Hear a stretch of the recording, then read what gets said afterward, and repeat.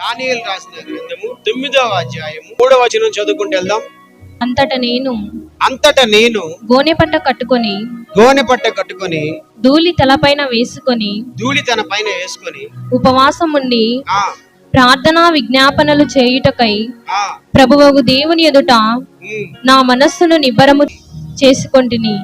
నేను నా దేవుడైన యెహోవా ఎదుట ప్రార్థన చేసుకొని ఉన్నప్పుడు కొన్నదేమనగా, ప్రభువా, మహత్యము కలిగిన భీకరుడవగు దేవా, నీ ఆజ్ఞలను అనుసరించి నడుచువారి ఎడల నీ నిబంధనను నీ కృపను జ్ఞాపకము చేయువాడా, మేమైతే నీ దాసులకు ప్రవక్తలు నీ నామమును బట్టి మా రాజులకును మా అధిపతులకును మా పితరులకును యూదయా దేశ జనులందరికీ చెప్పిన మాటలను ఆలకింపక నీ ఆజ్ఞలను నీ విధులను అనుసరించుట మాని పాపులమను దుష్టులమైన చెడుతనమునందు ప్రవర్తించుచు తిరుగుబాటు చేసిన వారము. ఏమని అర్థమైందా మీకు? ఏమంటున్నాడు? దానియేలు ఒక భక్తుడు, అయ్యా మేము నీ ధర్మశాస్త్రంలో నీ ఆజ్ఞలు లోబడతారో వాళ్ళని దీవిస్తానని చెప్పావు, ఎవరైతే నీ ఆజ్ఞలు భయపడతారో ఆశ్రయిస్తానని చెప్పావు, కానీ మేము నీ ఆజ్ఞలు మీరేం, నీ ధర్మశాస్త్రం మీరేం, మేము కావాలని మేము తప్పులు చేసాం, కావాలని దుర్మార్గం ప్రవర్తించాం, మేము నీకు తిరుగుబాటు చేసామని ఆయన తన తప్పులు కాక తన పితరుల తప్పు కూడా ఒప్పుకుంటూ ప్రార్థన చేస్తున్నాడు. చదువుదాం. ప్రభువా, నీవే నీతిమంతుడవు, మేమైతే సిగ్గుచేత ముఖ వికారం పొందిన వారము, మేము నీ మీద తిరుగుబాటు చేసి దానిని బట్టి నీవు సకల దేశములకు మమ్మును తరిమితివి. యెరూషలేములోను యూదయా దేశములోను నివసించుచు స్వదేశ వాసులుగా ఉన్నట్టియు పరదేశ వాసులుగా ఉన్నట్టియు ఇశ్రాయేలీయులందరికీ మాకును ఈ దినమున సిగ్గే తగి ఉన్నది. ఈ సిగ్గే మాకు తగింది. ఈ స్థితి కారణం మేమే. మన జీవితంలో ఏదన్నా ఒక సమస్య, ఏదన్నా ఒక పోరాటం, ఏదన్నా వ్యాధి, ఏదన్నా ఒక శోధన వచ్చిందంటే మన సైడ్ నుంచి తప్పు ఉంటేనే వచ్చింది. దేవుడు నమ్ముకొని బాప్తీసం తీసుకున్న తర్వాత కూడా నీ మీదకి దెయ్యం వస్తుందంటే నీ సైడ్ నుంచి ఏదో బలమైన అవకాశము నువ్వు ఇస్తేనే వచ్చింది, అంటే నీ సైడ్ నుంచి తప్పు ఉంది అర్థం అన్న. దేవుడు నమ్ముకున్న తర్వాత కూడా కొన్నిసార్లు పోరాటాలు వస్తున్నాయి అంటే మన సైడ్ నుంచి ఏదో తప్పు ఉండింది అక్కడ. అందుకని మనం ఏం చేయాలంటే, ఆ తప్పు పోవాలంటే, ఆ శోధన పోవాలంటే, ఆ వ్యాధి పోవాలంటే, ఆ కీడు పోవాలంటే, ఆ దరిద్రం పోవాలంటే, అప్పులు పోవాలంటే మనం ఏం చేయాలంటే యథార్థంగా దేవుడి దగ్గర మాట్లాడాలి. కొంతమందికి పిల్లలు పుట్టరు, అది కూడా ఒక శాపమే. ఏదో పొరపాటు ఉండిద్ది వాళ్ళలో, ఆ పొరపాటు ఆటోమేటిక్ గర్భాన్ని సాధన మూసేసి, ఏదో పొరపాటు నీళ్ళు ఉంటే ఆ పొరపాటు అడ్డం పెట్టి నీకు ఆశీర్వాదం సాధన ఆపిద్ది, దీవెనలు ఆపుతాయి. అందుకని మనం ఏం చేయాలంటే మనం ఒకసారి రీకలెక్ట్ చేసుకోవాలి, అంటే మొత్తం సరి చేసుకోవాలి. ఎక్కడ పొరపాటు చేస్తున్నామా, ఎక్కడ పొరపాటు జరిగిందా అని ఒక్కసారి వెనక్కు చూసుకోవాలి. నాదేం తప్పులేదు, తప్పంతా వాళ్ళదే, తప్పంతా వీళ్ళదే, తప్పంతా వాళ్ళ వల్ల, అసలు వాళ్ళ వల్ల ఇట్టయింది, వీళ్ళ వల్ల ఇట్టయింది, నేను చాలా మంచివాడు అన్నావు అంటే నువ్వు ఇంకా దిగజారిపోతావు. అది నీకు మంచిది కాదు. హల్లెలూయా. నీవు ఎంత ప్రార్థన చేసినా జవాబు రావట్లేదండి, ఎంత ప్రార్థన చేసినా రోగం పోవట్లేదంటే, ఎంత ప్రార్థన చేసినా నీకు పిల్లలు పుట్టట్లేదంటే, ఎంత ప్రార్థన చేసినా నీకు ఉద్యోగం రావట్లేదంటే, ఎంత ప్రార్థన చేసినా నీకు ఆశీర్వాదం రావట్లేదంటే ఎక్కడో నీ దగ్గర తప్పు ఉంది. దాన్ని పట్టుకొనే సాతాను నిన్ను ఎగబట్టాడు, నీకు ఆశీర్వాదం రానికుండా చేశాడు. నువ్వేం చేయాలి? దానియేలులాగా యథార్థంగా దేవుడి దగ్గర మాకు సిగ్గు తగిందేనయ్యా, మాకు జరగాల్సిన చేసి జరిగిందని అన్నిటితో ఒప్పుకొని పశ్చాత్తాపడుతున్నాడు. హల్లెలూయా. ఒక సమస్య మన మీదకి వస్తుందంటే, ఒక పోరాటం వస్తుందంటే వెంటనే వెళ్ళి దేవుడి కాళ్ళు పట్టు. తప్పు ఎవరు కూడా తెలియ చేయరండి. బుద్ధి జ్ఞానం తెలివి ఉన్నారైనా సరే తప్పు చేసేటప్పుడు తెలిసింది. హల్లెలూయా. నువ్వు చిన్నపిల్లడు అయితే తెలియదు నీకు, ఆ పసిపిల్లలు ఉంటారు, బుడ్డ పిల్లలు, వాళ్ళకేం తెలియదు. నువ్వు పసిపిల్లడు కాదు, నీకు అన్ని తెలుసు. తప్పు జరుగుతుందంటే జరగక ముందే నీకు తెలుసు. నువ్వు మాట్లాడేది తప్పని, నువ్వు మాట్లాడేది అబద్ధమని, నువ్వు నటిస్తున్నావని, నువ్వు అబద్ధం ఆడుతున్నావని, నువ్వు చేసేది పాపము, నువ్వు చేసి తప్పని ఫస్ట్ నీకు తెలిసింది. తెలిసిన తర్వాత నువ్వు దాన్ని కావాలని చేస్తావు. అది తప్పు అన్నట్టు. అర్థమైందా? కావాలని నువ్వు తప్పు చేసావు చూసావా, దాన్ని అడ్డం పెట్టి సాతాను నీ జీవితంతో ఆటలాడు. ఈరోజు నీ జీవితంలో ఆశీర్వాదం దీవెనలు రాపడకంటే నువ్వు కావాలని చేసావు కొన్ని. నీకు తెలుసు, నీకు నీ భార్య చెప్పాల్సిన అవసరంలా, నీకు భర్త చెప్పాల్సిన అవసరంలా, నీ తల్లి, నీ తండ్రి, నీ బంధువులు, నీ స్నేహితులు, నీకు ఎవరు చెప్పాల్సిన అవసరంలా. నువ్వు తప్పు మాట్లాడావు, తప్పు చూస్తున్నావు, తప్పుడు పని చేసావు, ఇట్ట కాదు, ఇది నీకు మంచిది కాదు అని లోపల చెప్తా ఉంటాడు దేవుడు నీకు. మూడో కంటికి తెలియకుండా 4 కోళ్ల మధ్య కూర్చొని నువ్వు ఏం చేసినా సరే ఎవరు తెలియకపోయినా దేవుడు తెలిసిపోద్ది. మనుషులతో కాదు ప్రమాదం నీకు, దేవుడితో. హల్లెలూయా.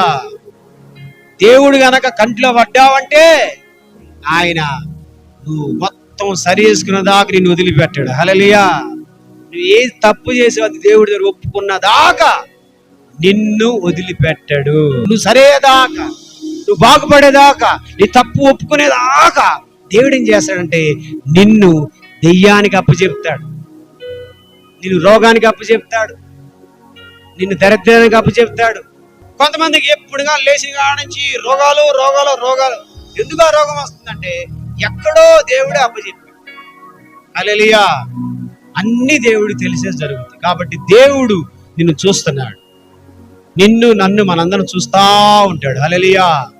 ఆయన నేత్రాల నుంచి ఎవరు దాక్కోలేరు, కను చూపు మేర ఎవరు తప్పించుకోలేరు. ఈ భూమి మీద ప్రతి మనిషి చేసే పొరపాటు దేవుడు కళ్ళారా చూస్తాడు.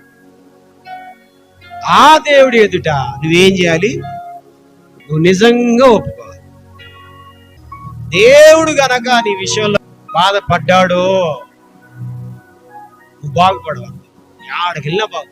అందుకని చెప్తున్నాను, దేవుడి ఎదుట నువ్వు సరి చేసుకో. మనుషులు పక్కన పెట్టు. నువ్వు బాగుంటే వాడు మహాత్ముడు అండి బాబువాడు, ఆమె అసలు అబ్బా గుణవంతురాలండి అంటారు మనుషులు. అదే మనుషులు తేడా చేసేవాళ్ళకు ఆ పనికి మాలింది మనుషులు ఇద్దట మాట్లాడతారు. వాళ్ళు బుద్ధిలే అట్ట, అవి వదిలేద్దాం. మనకు కావాల్సిన దేవుడు. హల్లెలూయా. దేవుడి దగ్గర నువ్వు తేడా పడకు. అందుకనే చెప్తున్నా, నువ్వు ప్రార్థన ఎవరికి చేయాలి? ప్రార్థన అంటే ఏంటి చెప్పండి? నువ్వు దేవుడితో మాట్లాడాలి, మనసు ఇప్పి మాట్లాడాలి. నీకు దేవుడికి మధ్య ఏ దాపరికం లేకుండా చూసుకో. అది ఒక్కటి చెయ్యి, నువ్వు ఒక్క పని చెయ్యి. నువ్వు ఏం చేసినా చేయకపోయినా దేవుడి దగ్గరికి కూర్చున్నప్పుడు నీ దేవుడి ఎదుట నీ తప్పులన్నీ ఒప్పుకో, ఒక్కటి కూడా దాచిపెట్టుకో. మనసు ఇప్పి అన్ని చెప్పుకో. ఆయన చిచ్చి చిచ్చి అనడు, ఏం కాదులే దేవుడు సరి చేస్తాడు. హల్లెలూయా. నువ్వు చేసిన తప్పులు నీ భార్య చెప్పాను, ఛీ మనిషివేనా అసలు అని నీ భార్య, నీ భర్త, నీ బంధువులు, స్నేహితులు, నీ తల్లిదండ్రులు అందరూ ఛీ అంటారు. కానీ దేవుడు మాత్రం నేను అసహించుకోడు. గట్టిగా చెప్పలు కొడదా. ఆయన నమ్మదగిన వాడు. ఆయన నువ్వు చెప్పిందల్లా ఇని అర్థం చేసుకొని నీకు దారి చూపిస్తాడు. ఆ పాపం నుంచి, ఆ దరిద్రం నుంచి, ఆ శాపం నుంచి నేను విడిపి నువ్వు బయటకు వచ్చే దారి చూపిస్తాడు. హల్లెలూయా. బైబిల్లో భక్తులు వీళ్ళందరూ ఎవరంటే దేవుడితో ముఖాముఖిగా మాట్లాడిన వాడు. గట్టి చెప్పలు కొడదా. దేవుడితో యథార్థంగా మాట్లాడిన వాళ్ళు, దేవుడితో వాళ్ళు సరైన బంధం పెట్టుకున్న వాళ్ళు వీళ్ళందరూ. అందుకనే వాళ్ళు చచ్చిపోయినా వాళ్ళ పేర్లు గ్రంథంలో రాయబడ్డాయి. వాళ్ళు ఎప్పుడో చచ్చిపోయారు కానీ వాళ్ళ పేర్లు ఇప్పటికీ చెప్పుకుంటున్నాం. వాళ్ళ గురించి, వాళ్ళ జీవితం గురించి మనం ధ్యానిస్తున్నాం. అంత విలువ, అంత గౌరవము, అంత మర్యాద దేవుడు వాళ్ళకి ఇచ్చాడు. ఎందుకంటే వాళ్ళు దేవుడి దగ్గర నటించలా, దేవుడి దగ్గర దాపరం లేకుండా ప్రవర్తించారు, దేవుడితో యథార్థంగా మాట్లాడారు, దేవుడితో మనసు ఇప్పి మాట్లాడారు. దేవుడికి నువ్వు మనసు ఇప్పి మాట్లాడితే నిన్ను దేవుడు కాపాడు. నువ్వు దేవుడి దగ్గర యథార్థంగా మాట్లాడితే దేవుడు నిన్ను తప్పిస్తాడు. ఇప్పుడు ఈ జకర్యా ఉన్నాడు. ఈ జకర్యా దేవుడి దగ్గర కొన్ని విషయాలు దాచిపెట్టాడు. కొన్ని తప్పులు అందరు వినండి, మీకోసం చెప్తాను. కొన్ని విషయాలు దేవుడి దగ్గర దాచిపెట్టాడు, ఒప్పుకోవట్లా. దేవుడికి అని తెలుసు, ఈయన ఒప్పుకోకుండా తన తప్పుని ఏం చేస్తున్నాడంటే, నాదేం కాదు ప్రభు తప్పంతా మా భార్యదే, తప్పంతా మా అన్నయ్యదే, తప్పంతా మా వదిందే, నేను నాదేం లేదు, వాళ్ళు చేపెట్టాడు చేశాను కవర్ చేసుకుంటున్నాడు. హల్లెలూయా. ఇది దేవుడు చూస్తున్నాడు పైనుంచి. ఇప్పుడు దేవుడు చూస్తున్నప్పుడు దేవుడికి అర్థమవుతుంది, ఈ జకరియా తప్పు ఒప్పుకోవట్లేదు. హల్లెలూయా. ఒప్పుకోట్లా. మాటికి అదే ప్రభువా నన్ను దీవించి ప్రభువా నన్ను ఆశ్రయించి ప్రభు అంటున్నాడు.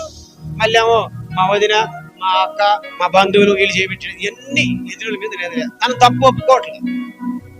ఇప్పుడు దేవుడు ఏం చేస్తాడంటే, తన తప్పు ఒప్పుకునేటట్టుగా దేవుడు ఆకాశ మండలాన్ని వాడుకుంటాడు, భూమిని వాడుకుంటాడు, భూమిలో ఉన్న శక్తుల్ని కూడా వాడుకుంటాడు. ఈ చక్రం ఎట్ట ఒప్పుకుంటాడు అట్ట ఒప్పిస్తాడు. హల్లెలూయా. అట్ట ఒప్పుకునేదాకా ఆయన జీవితంలో దరిద్రం, కష్టం, బాధ అన్ని రకరకాలు పెడతాడు. ఆ దెబ్బకి ఒప్పుకొని తీరుతాడు. గట్టి చెవులు కొడదా. నువ్వు ఒప్పుకునేదాకా దేవుడిని వదిలిపెట్టు. ఈరోజు నీకు కష్టం ఎందుకు? ఈరోజు నీకు నష్టం ఎందుకు? ఈరోజు నీకు బాధ ఎందుకు? ఈరోజు నీకెందుకు అవమానము? ఈరోజు నీకెందుకు అభివృద్ధి లేదు? ఎందుకు ఎంత అంతే? ఇదంతా దేవుడే అనుమతి ఇచ్చాడు నీకు. ఎక్కడో ఏదో నువ్వు కవర్ చేస్తున్నావు, ఎక్కడో ఏదో దేవుడి దగ్గర నువ్వు దాచి పెడుతున్నావు, ఎక్కడో దేవుడి దగ్గర నువ్వు పోరాడుతున్నావు, దేవుడి దగ్గర ఒప్పుకొని మళ్ళీ అదే పని చేస్తున్నావు. తప్పు ఒప్పుకున్నావు, మళ్ళీ అదే చేస్తున్నావు. హల్లెలూయా. దీన్ని ఎవరు పైకి లేపరు. అందరు నాశనం చేసేవాళ్ళే, అందరు నిన్ను దిగజార్చేవాళ్లే, అందరు నీ కూతి దువ్వేవాళ్లే, నీ తప్పులు అడ్డం పెట్టి నీ బజార్కి ఇడిచేవాళ్ళే తప్ప ఈ భూమి మీద ఏ నరుడు, ఏ మనిషి నిన్ను బాగు చేయడు. ఇది సత్యం. హల్లెలూయా. నిన్ను బాగు చేయవాడు ఉన్నారు భూమి మీద అంటే యేసయ్య ఒక్కడే. గట్టి చెప్పులు కొడదా. ఆ యేసయ్య నిన్ను బాగు చేయాలంటే ఒక్క సీక్రెట్ చెప్తా. నీ జీవితంలో ఓటమిని, నీ జీవితంలో కష్టాన్ని, నీ జీవితంలో ఒక చేదు నీవేం చేయాలని గుణపాఠంగా తీసుకోవాలి. తీసుకొని దేవుడి దగ్గర ఒప్పుకున్న తర్వాత, గుణపాఠంగా దాన్ని ఒప్పుకున్న తర్వాత మళ్ళీ ఆ తప్పు చేసావంటే ఇక నువ్వు జీవితంలో బాగుపడవు. అంతే. అయ్యా ఈ రోజు నుంచి నేను సినిమా సీరియల్ చూడండి అయ్యా అంటావు, మళ్ళీ సినిమా పెడతావు, అవుట్. ఈ రోజు నుంచి నేను అబద్ధాలు మళ్ళీ అబద్ధం ఆడతావు, అవుట్. నీ ప్రాబ్లం అదే. అసలు నీ ప్రాబ్లం అంత ఇదే. నీ ప్రాబ్లం అంత ఏంటంటే ఇదే. ఒప్పుకుంటావు మళ్ళీ చేస్తావు, ఒప్పుకుంటావు మళ్ళీ చేస్తావు. మరి ఎట్ట దేవుడు నిన్ను దీవిస్తాడంటావు? అదే సమస్య. అదే దేవుడికి. దేవుడిని దీవిస్తానని అనుకుంటే మళ్ళీ తప్పు చేస్తావు, మళ్ళీ సరి చేస్తాడు, మళ్ళీ తప్పు చేస్తావు, మళ్ళీ సరి చేస్తావు, మళ్ళీ తప్పు చేస్తావు, మళ్ళీ సరి. ఇదేనా నీ బతుకంతా? నువ్వు తప్పు చేయడం, ఆయన సరి చేయడం, తప్పు చేయడం, ఇదే సరిపోతుంది. మరి ఎప్పుడు బాగుపడతావు? అయితే ఆ దేవుడి దగ్గరికి వెళ్ళి మన తప్పులు యథార్థంగా ఒప్పుకున్నాక ప్రాణం పోయినా గాని తప్పు మళ్ళీ చేయ. గట్టి చెప్పలు కొడదాం సరే. నువ్వు అలా ఉన్నావంటే మాత్రం దేవుడు దిగొచ్చి నీ జీవితంలో అద్భుతం చేస్తాడు. హల్లెలూయా. ఒక్కసారి ఒక తప్పు చేసావంటే ఆ తప్పుని దేవుడి దగ్గర యథార్థంగా ఒప్పుకున్న తర్వాత ప్రాణం పోయిన తప్పును మళ్ళీ చేయకూడదు. చేసావంటే మాత్రం మళ్ళీ ఫస్ట్కి వచ్చింది. హల్లెలూయా. మీరు గార్చి అయ్యా నా తప్పైంది, అయ్యా నేను వ్యభిచారణ, అయ్యా నేను తాగుబోతాడు, అయ్యా నేను నీచుడు, అయ్యా నేను దుర్మార్గుడు, అయ్యా అయ్యా అయ్యా అని ఒప్పుకున్నాడు, ఏడ్చాడు. అయ్యా దేవుడు ఓకే జకరియా నీ భార్య క్షమించిపోయినా, నీ అన్నదమ్ములు క్షమించిపోయినా, నేనున్నా కదా నేను క్షమిస్తా అంటాడు. హల్లెలూయా. ఈ రోజు నీ తప్పులన్నీ క్షమించే పో, ఇక నిన్ను దీవిస్తా పో, దీవిస్తా పో అని పంపిస్తాడు దేవుడు. పంపించి నాకు ఇంటికి వెళ్ళి మళ్ళీ తాగితే, మళ్ళీ అదే పని చేస్తే బా ఆలోచించారా? ఇప్పుడు ఇక్కడికి వచ్చారు, అర్థం చేస్తున్నారు, ఒప్పుకుంటున్నారు, మళ్ళీ ఇంటికి వెళ్తున్నారు, మళ్ళీ చేస్తున్నారు, మళ్ళీ ఆదివారం అవుతున్నారు, మళ్ళీ ఒప్పుకుంటున్నారు, మళ్ళీ సోమవారం నుంచి మళ్ళీ చేస్తారు. ఎట్లా? అందుకే నీ జీవితంలో ఎదుగు బొదుగు లేదు, అందుకే నీ జీవితంలో అభివృద్ధి లేదు, అందుకే నీ జీవితంలో సాక్ష్యం లేదు. నా దేవుడు నన్ను దీవించాడు చెప్పుకోవడానికి నీకు ఏం లేదు నీకు. ఎందుకు అంటే దేవుడు దీవించే లోపు నువ్వు ఆగట్లా, మళ్ళీ చేసేస్తావు.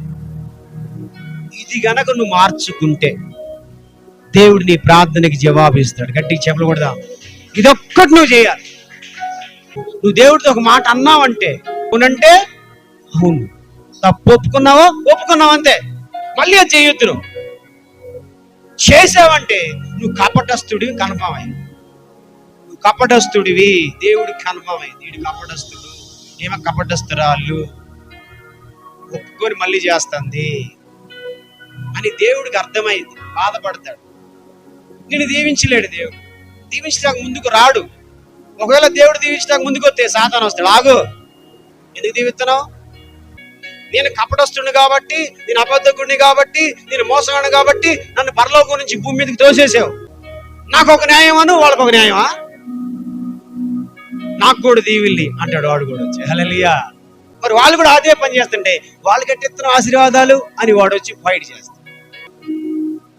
అందుకే చెప్తున్నా, దయచేసి మీ మేలు కోరి మీరు బాగుపడాలి. ఈ మాటలు మేము నేర్చుకొని చెప్తున్నా. మీ మీద పెద్ద గొప్పోళ్ళు భక్తి కోరలు చెప్పట్లా. మా చేతులు ఎన్నో దెబ్బలు తగిలి. దయచేసి చేసింది చాలు. ఎందుకంటే లాస్ట్ డేస్ లో, ఈ అంత్య దినాల్లో దేవుడితో మాట్లాడే జనాంగం కావాలి. ఈ రోజుల్లో చాలా మంది ప్రసంగాలు చేసేవాళ్ళు ఎక్కువైపోయారు, బోధించేవాళ్ళు ఎక్కువైపోయారు, డిబేట్లు పెట్టేవాళ్ళు ఎక్కువైపోయారు, మాట దెబ్బకు దెబ్బ తీసేవాళ్ళు ఎక్కువైపోయారు. దేవుడితో మాట్లాడేవాళ్ళు తక్కువైపోయారు. గంటలు కూర్చొని నువ్వు ప్రార్థన చేయాలి. గట్టిగా చెప్పకూడదా? గంటలు దేవుడి దగ్గర కూర్చోవాలి. దేవుడితో మాట్లాడే జనాంగం దేవుడికి ఈ అంత్య దినాల్లో కావాలి. ఎంతమంది ఈ రోజు నుంచి దేవుడితో మాట్లాడతారు? చేతులు ఎలా మాట్లాడతారు?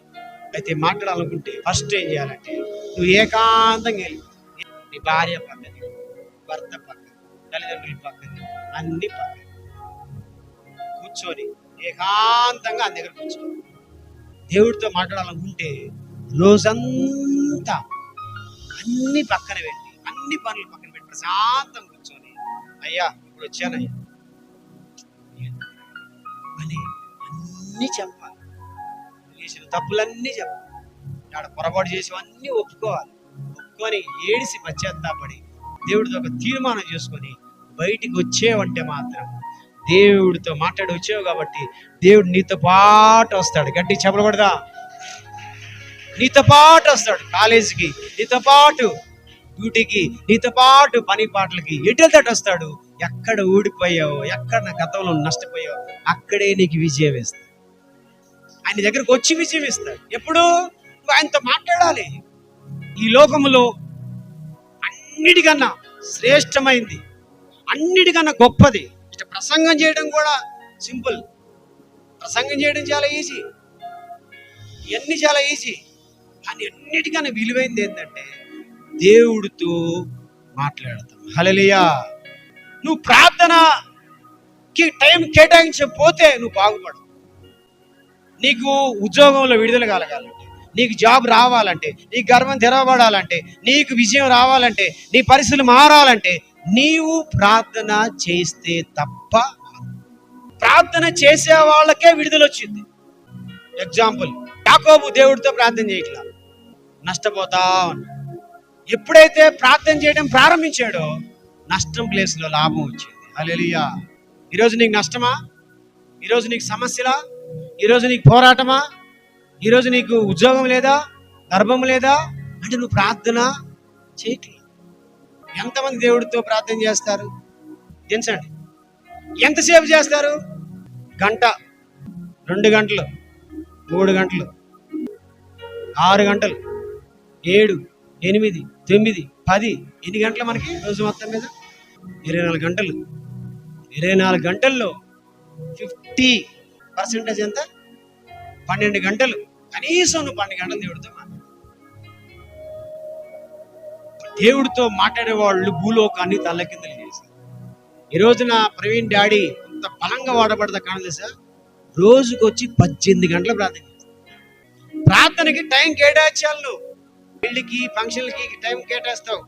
ఆ రోజు ఏం స్విచ్ ఆఫ్ చేసి పెడతావు. తింటాకు టైం కేటాయిస్తావు, పడుకోవడానికి స్విచ్ ఆఫ్ చేసి పడుకుంటావు, అన్నిటి టైం కేటాయిస్తావు. ప్రార్థనకు మాత్రం ఎట్ట బాగుపడతావు? ఎట్ట దేవుడు దీవిస్తాడు? కదలకుండా కూర్చున్నావంటే మళ్ళీ లెగవకుండా కనీసంలో కనీసం 3 గంటలన్నా కూర్చో. తక్కువ చెప్తున్నా, తక్కువ, చాలా తక్కువ చెప్పిన. 3 గంటలు చాలా తక్కువ. ఎంత కూర్చోవాలి లెక్క ప్రకారంగా? 12 గంటలు కూర్చోవాలి. సరే 12 గంటలు కూర్చోపోయినా కనీసంలో కనీసం 3 గంటలు లేదా 7 గంటలు కూర్చో. ఎన్ని గంటలు నిద్రపోతావు? రాత్రి 10 గంటలు పడుకున్నావు. ఎన్ని గంటలు లేసావు? 6ంటికి లేసావు. కొంతమంది 6ంటికి లేవరు. కొంతమంది మహా భక్తులు రాత్రి 10ంటికి పడుకొని ఉదయం 10ంటికి లెగుతారు. గంటలు పడుకుంటారు. కొంతమంది నిద్రకి 7 గంటలు 6 గంటలు కేటాయిస్తావు, మరి ప్రార్థనకి మాత్రం గంట కూడా కేటాయించవా? ఎలా దేవుడు దీవిస్తాడు నిన్ను? అదే నీ సమస్య. హల్లెలూయా. దేవుడితో నేర్చుకోండి ఈ రోజు నుంచి. ఈ అంత్య దినాల్లో, ఈ చివరి దినాల్లో పరిస్థితులు మారిపోతున్నాయి. సాతాను గర్జించిన సింహంలాగా అందరిని మింగడా తిరుగుతున్నాడు. దొరికినట్టు మింగేస్తున్నాడు, చంపేస్తున్నాడు, నాశనం చేసేస్తున్నాడు, భ్రష్టత్వంలో తీసుకెళ్తున్నాడు. బయట పరిస్థితులు బాలా. నువ్వు, నీ భార్య, నీ భర్త, నీ పిల్లలు, నువ్వు సరిగ్గా ఉండాలంటే నువ్వు ప్రార్థన చేసేవాడిగా ఉండాలి. నువ్వు ప్రార్థనా పరుడై ఉండాలి. నువ్వు దేవుడితో మాట్లాడితే దేవుడు నీకు మంచి బుద్ధి ఇస్తాడు, మంచి అలవాట్లు ఇస్తాడు, మంచి ఆలోచనలు ఇస్తాడు, మంచి నడవడిక ఇస్తాడు, మంచి పద్ధతి ఇస్తాడు, అన్ని నేర్పిస్తాడు. హల్లెలూయా. 3 గంటలు సెట్ చేసుకో. 3 గంటలు నీ సెల్ ఫోన్ స్విచ్ ఆఫ్ చేసి పక్కన పడేసి నీ భార్యకి చెప్పేసుకొని, భర్త చెప్పుకొని 3 గంటలు దేవుడితో మాట్లాడుకోవాలి.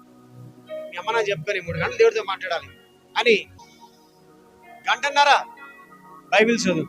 గంటన్నర చదివిన బైబిల్ పెట్టుకొని నువ్వేం చదివావో దాని మీద చేతులు పెట్టి నువ్వు ప్రార్థన చేయి. లేదా 3 గంటలు ప్రార్థన చేయి. 3 గంటలు బైబిల్ చదువు. లేదా 4 గంటల బైబిల్ చదువు. లేదా 4 గంటలు ప్రార్థన చేయి. 3 గంటలు బైబిల్ చదువు. 7 గంటలు దేవుడి దగ్గర. హల్లెలూయా, హల్లెలూయా. అటు నువ్వు చేసావంటే నీ నరాల్లోకి పరలోక మహిమ, నీ నరాల్లో, ఎముకల్లో, కండరాల్లో, నీ అవయవాల్లో, నీ కళ్ళల్లో, నీ నోటిలో, నీ చెమటల్లో, టోటల్ బాడీలో పరలోక మహిమ నీ మీద అల్లాడి మహిమతో నింపబడతావు. పరలోక సంబంధమైన శక్తి నేను కమ్ముకునిద్ది. నువ్వు మాట్లాడుతున్న ఆయనతో కాబట్టి. డిఫరెంట్. అప్పుడు ఏ తెగులు, అప్పుడు ఏ దరిద్రము, ఏ కీడు నీకు రాకుండా పక్కకి వెళ్ళి